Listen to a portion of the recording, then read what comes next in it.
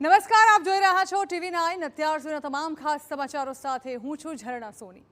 સૌથી પહેલા વાત કરીએ આમ આદમી પાર્ટીમાંથી રાજુ કપરાડાના રાજીનામા બાદ ગુજરાતમાં આવેલા ભૂકંપની, જ્યાં રાજુ કપરાડા અને ગોપાલ ઇટાલિયા વચ્ચે વાકયુદ્ધ જામ્યું। રાજુ કરપડાના ગંભીર આક્ષેપ બાદ આમને સામને આવ્યા બંને નેતાઓ। રાજુ કરપડાના પ્રહાર બાદ ગોપાલ ઇટાલિયાએ પણ વળતો જવાબ આપ્યો છે। જ્યાં સુધી ગોપાલ ઇટાલિયા છે ત્યાં સુધી આપ આગળ નહીં આવે તેવા આક્ષેપો રાજુ કરપડાએ કર્યા છે। જો કે ઇટાલિયાનું કહેવું છે કે જેલના ડરથી ખોટું બોલવું તે યોગ્ય નથી।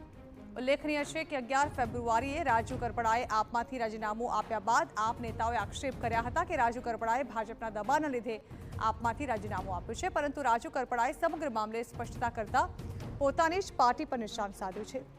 રાજુ કરપડાએ ગોપાલ ઇટાલિયા અને મનોજ સોરઠિયાને ભાજપની બી ટીમ ગણાવતા રાજ્યમાં રાજકીય હડકંપ મચી ગયો।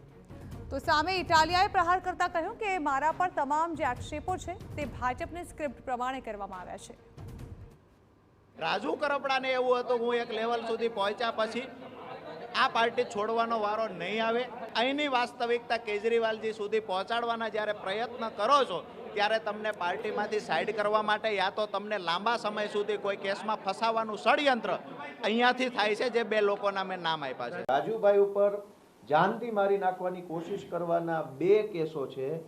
બંને કેસમાં સુરેન્દ્રનગરમાં આજે જ તારીખ છે, 12મી ફેબ્રુઆરીના રોજની તારીખ આજે કોર્ટમાં છે।